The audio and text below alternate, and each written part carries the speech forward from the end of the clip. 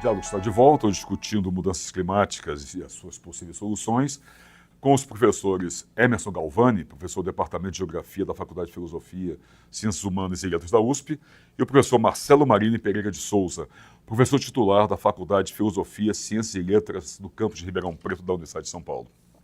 Professores, nós estávamos no final do bloco passado conversando sobre essas questões que são mais do que climáticas, mais do que ambientais, são econômicas, e tocou-se aqui uma coisa séria, que é a lógica do capital.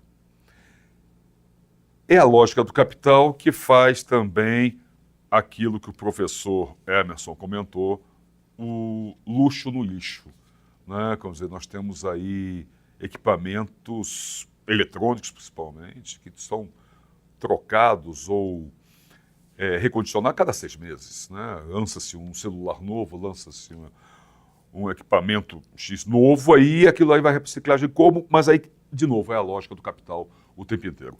Essa lógica do capital, que é isso que eu queria trazer para os senhores, que impede que países industrializados, principalmente um país como os Estados Unidos, esses países possam aderir às causas ou à luta contra as mudanças climáticas e ambientais? Professor Emerson, para nós começarmos. O nosso lixo hoje é um luxo, né? Então, hoje a gente tem, praticamente dá para reciclar tudo que tem no nosso dia a dia, né? Inclusive, vou falar novamente no nível mais local, aqui no nosso bairro, uma parte do bairro do Butantã, tem um sistema de coleta de lixo agora que não é mais um sistema de coleta de sacolinha. É um sistema de um container que fica na rua, em pontos estratégicos, e aí você deposita o seu lixo ali dentro, né? E aí 1 vez por semana ou 2 vezes por semana passa o caminhão, como se fosse aquela coleta de lixo hospitalar, e recolhe esse material, né? Então, é uma estratégia no nível local, né, para tentar minimizar um efeito no nível mais global, né? E o que tem acontecido? As pessoas estão se utilizando desses containers para coletar o material. Então, é comum a gente passar lá e ver as pessoas recolhendo o material. Então, hoje, o que eu percebo? Um consumismo exagerado, né? Sim, vivemos numa época dessa. É a mídia, né? É a propaganda, os canais de comunicação todos, né? E induzindo você a um consumo exagerado, né? O seu celular hoje, ele não é mais um celular, né? Igual a gente tinha antes, né? Como algo para conversar, né? Sim. Hoje ele é tudo menos um telefone. Exatamente. E a cada 6 meses tem um lançamento novo. Então essa é uma lógica que ela não tem fim, né? Ela não tem fim.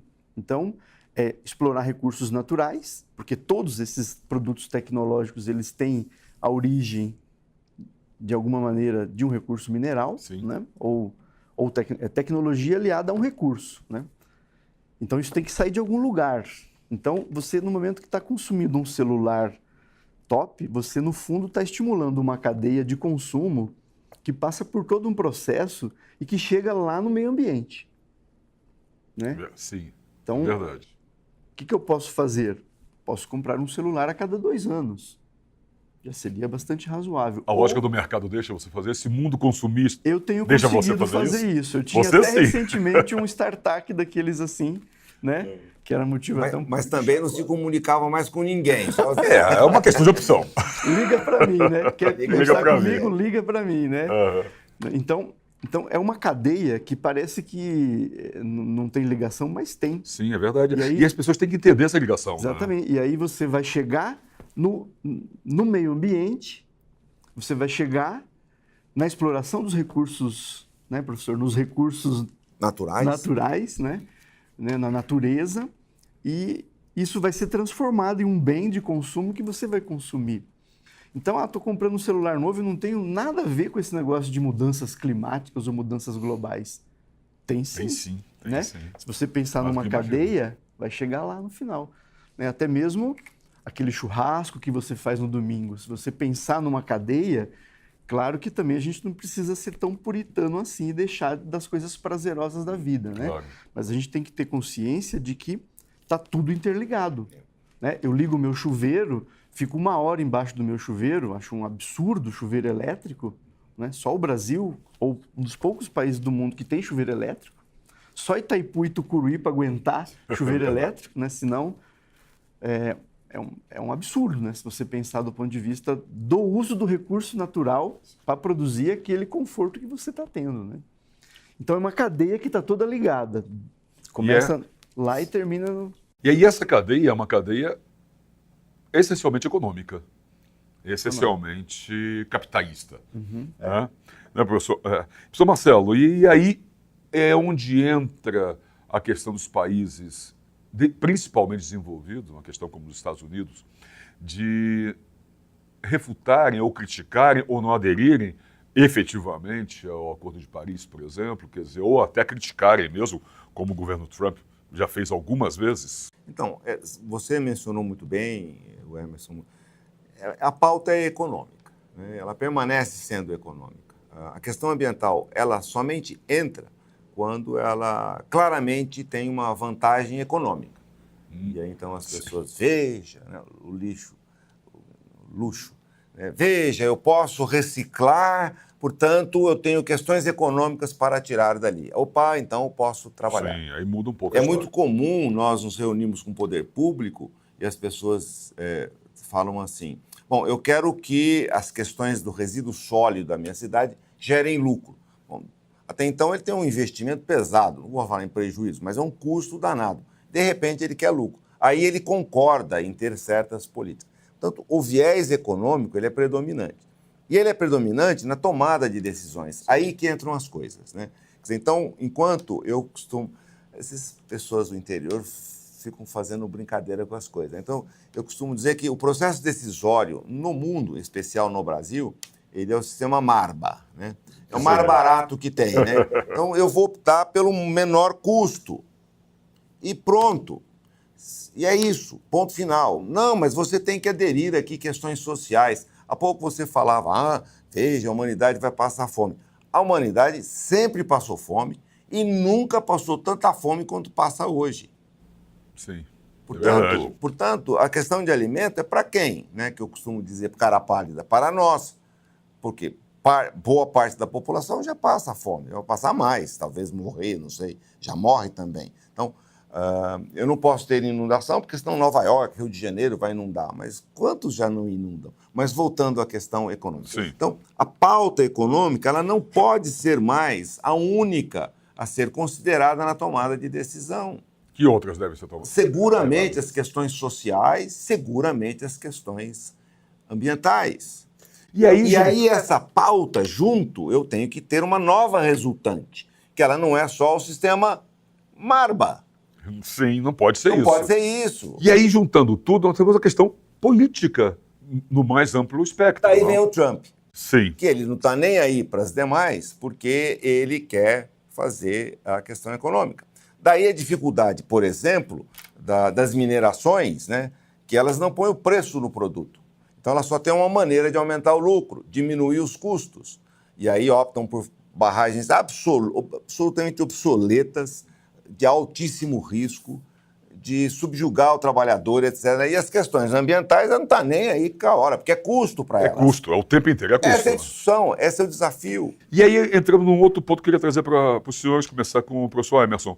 Nessa questão, então, a questão das mudanças climáticas, aquecimento global, o nome que nós quisermos dar, o mais amplos possíveis, elas acabam sendo, ou tendo que ser vistas, ou estão sendo vistas, como uma questão de Estado, uma questão de governo, que são coisas distintas. Como é que devem ser tratadas ou como estão sendo tratadas? Porque parece que em alguns momentos a questão de governo. Muda o governo, entra um governo, entra outro, muda a perspectiva, muda a atuação. Como é que funciona, professor Emerson? Não, no meu olhar tem que ser uma questão de Estado, né? Uma política pública continuada, independente de longo prazo, né? Do partido A, B ou C que esteja no poder, né? A gente teve uma ruptura muito grande em algumas políticas que vinham sendo conduzidas nos dois governos Lula e no governo Dilma, né? Houve uma mudança, até mesmo o caminho e a localização dos ministérios, né? Quais as atribuições dos ministérios, né? É verdade. Vide a mídia como tem tratado isso, né? E o que tem acontecido, né? alguns ministérios, o Ministério do Meio Ambiente perdeu grande parte das suas funções, né? Um ministério estratégico, né? Mais que isso, tomou uma mordaça agora, recentemente, né? Que as pessoas não Sim. podem se manifestar. Ele é atrelado aos interesses do grande latifúndio, portanto, é mais grave do que essa. Vai Questão além, né? muito Vai além. A questão do Além. papel da FUNAI, nessa questão Pois das é. terras indígenas. Ou seja, a gente está vendo um sinal e que isso precisa ser bastante pensado, porque isso pode gerar uma desorganização das atividades do agronegócio e das atividades de preservação e conservação ambiental. Quer dizer, pode embaralhar todo o jogo, né? Pode embaralhar todo o jogo, é um jogo de forças, né? Sim, né? sim. A gente tem visto recentemente exploração em terras indígenas, uma série de questões que me parece que no nosso atual governo têm sido estimuladas, né? E isso vai um pouco na contramão do que vinha se pensando do ponto de vista de políticas públicas de preservação e conservação ambiental, né? E essa contramão se dá por quê, professor Marcelo? O que é que acontece? Observe que é até um pouco além, né? Além de tudo que você está mencionando.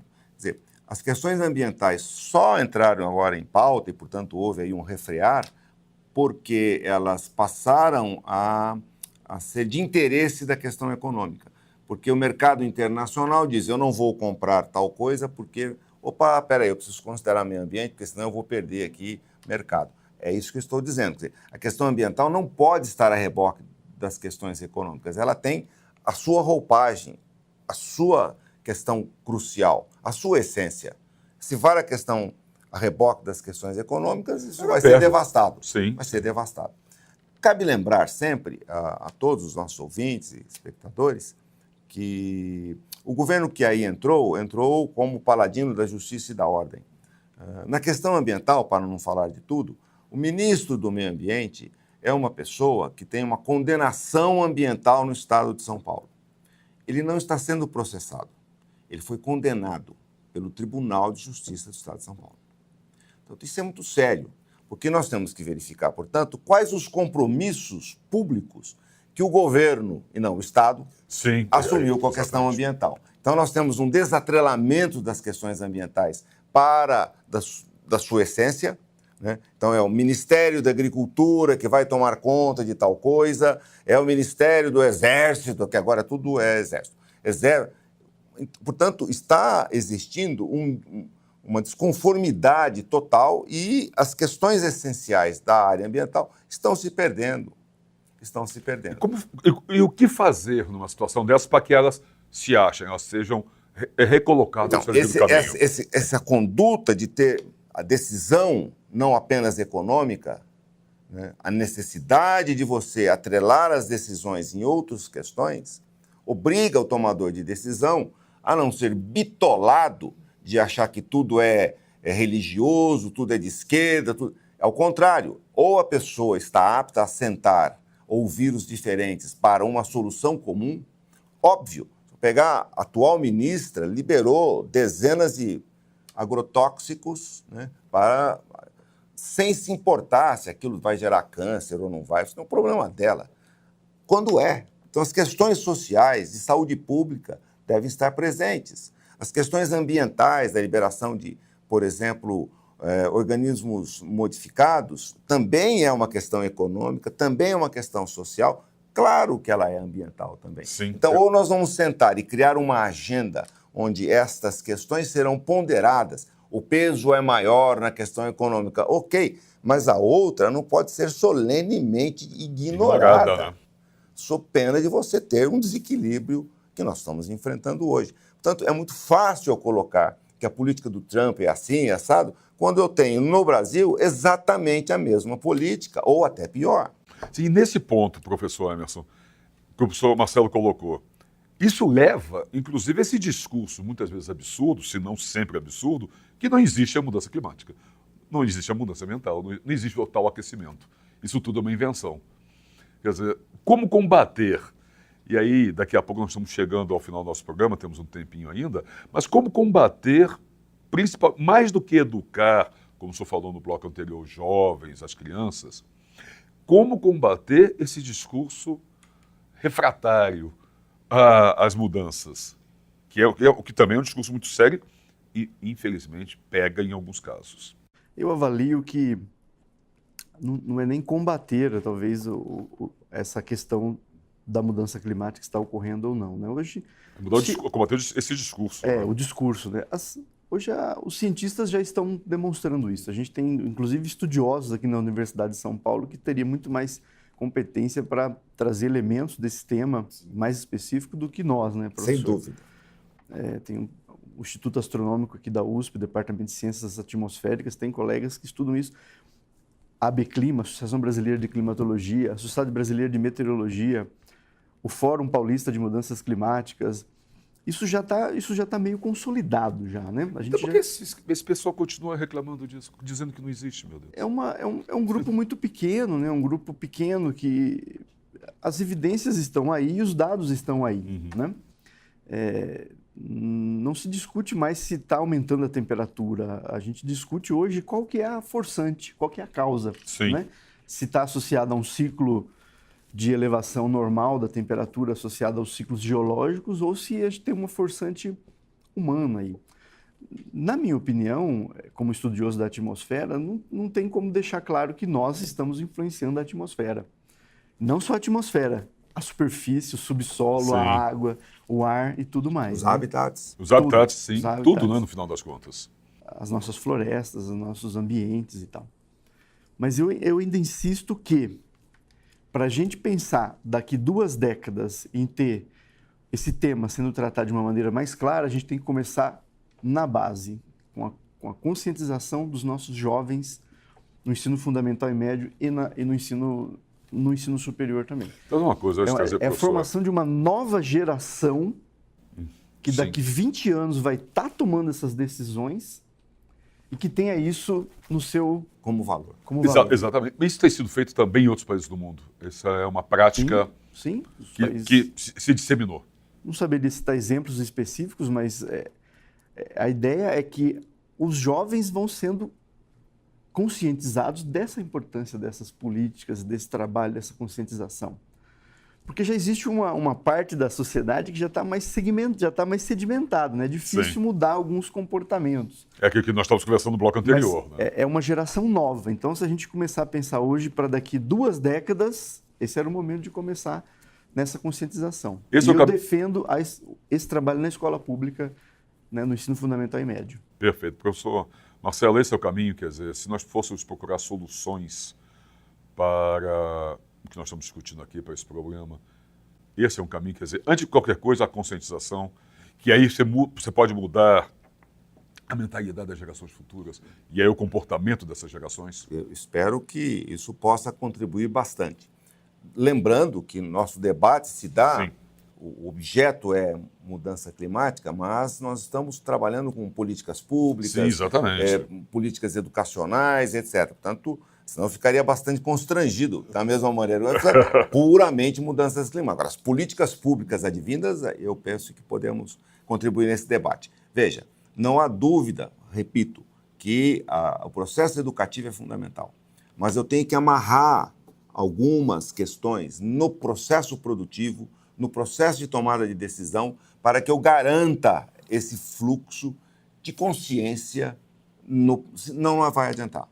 Se eu deixar pura e unicamente ao sabor econômico / político, política e econômica são questões absolutamente e ligações absolutamente umbilicais. Se eu deixar apenas por eles vão refratar, vão afastar completamente esse processo educativo e de consciência. Portanto, eu preciso garantir que esse processo tenha vez, tenha voto, tenha fala. Portanto, como é que garante isso? As novas políticas públicas, né, de participação da sociedade efetiva, não é para fazer lá uma audiência pública que eu possa educar a população. Então, os meios decisórios requererão novas atitudes. Então, a sociedade deve participar desse processo. Outra questão fundamental, a participação do cidadão das informações. Quer dizer, a despeito do governo hoje trancar completamente as informações, A democracia, de maneira plena, ela se dá a partir do acesso às informações. Antes de mais nada. Eu tendo informações, portanto, eu tenho como tomar conta.